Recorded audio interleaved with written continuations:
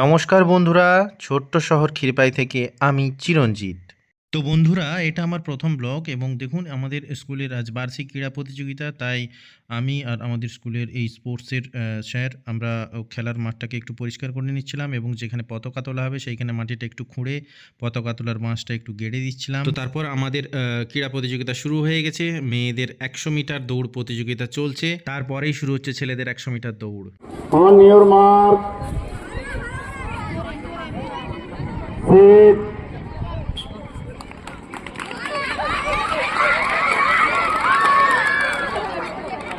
তো তারপর দেখুন এখানে ছেলেদের শর্টপুট প্রতিযোগিতা চলছে, তারপর মাঠের আরেক দিকে চলছে মেয়েদের লং জাম্প প্রতিযোগিতা।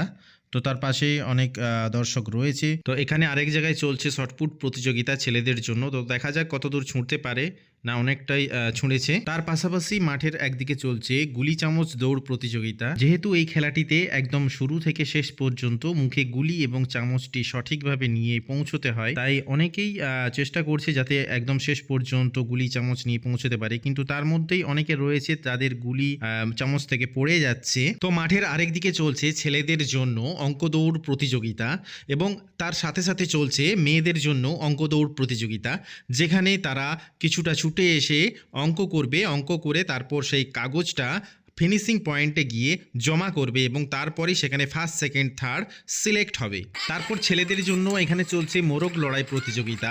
ছেলেরা কিন্তু খুব উৎসাহের সহিত এই মোরগ লড়াই প্রতিযোগিতায় অংশগ্রহণ করেছে এবং নিজেকে জয়ী প্রমাণ করেছে। এই খেলাটিতে একটি পাকে দু হাতে করে ধরে সকলের সাথে যুদ্ধ করে কিন্তু নিজেকে জয়ী প্রমাণ করতে হয়। ছেলেরা কিন্তু খুব উৎসাহের সহিত এই মোরগ লড়াই অংশগ্রহণ করেছিল। তো তারপর মাঠের আরেক প্রান্তে চলছিল মেয়েদের জন্য টেনিকোয়েট প্রতিযোগিতা।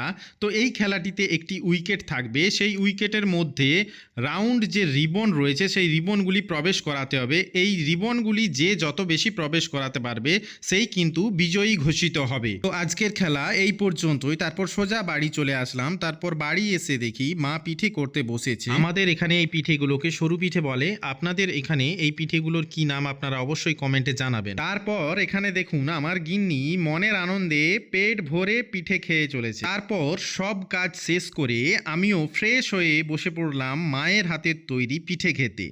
মায়ের হাতের তৈরি পিঠে খেতে খুব ভালো লাগে। আপনাদের কেমন লাগে অবশ্যই জানাবেন।